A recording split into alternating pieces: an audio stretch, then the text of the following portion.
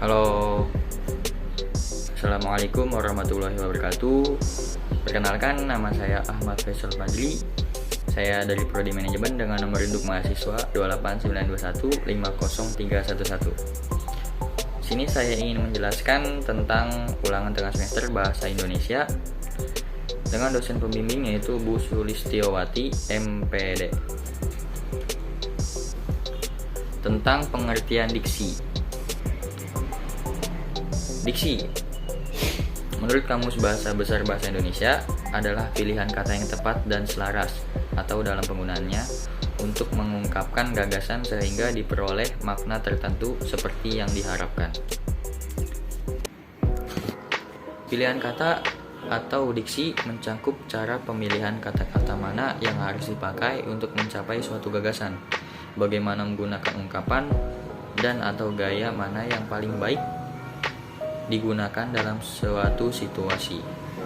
Contohnya, pertama-tama marilah kita ucapkan puji dan syukur kepada Tuhan. Itu pengertian yang salah.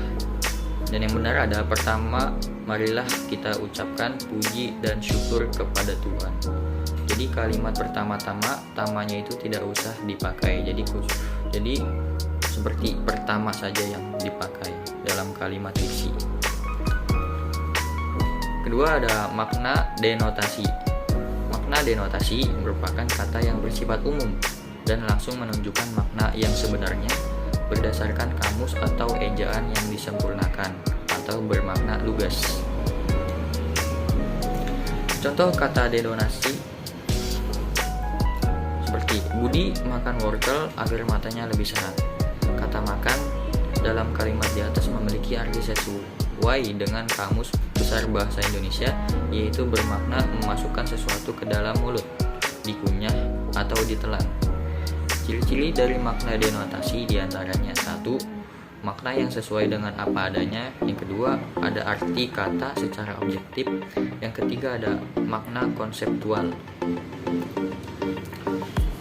Konotasi. Konotasi merupakan kata yang bermakna kias atau tidak sebenarnya atau makna ungkapan. Contoh, banyak pemuda kampung Perum yang mengagumi bunga desa anak Pak Lurah.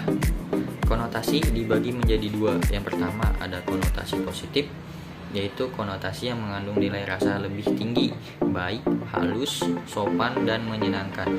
Yang kedua ada konotasi negatif, yaitu konotasi yang mengandung nilai rendah, jelek, kasar, dan tidak menyenangkan. Makna umum.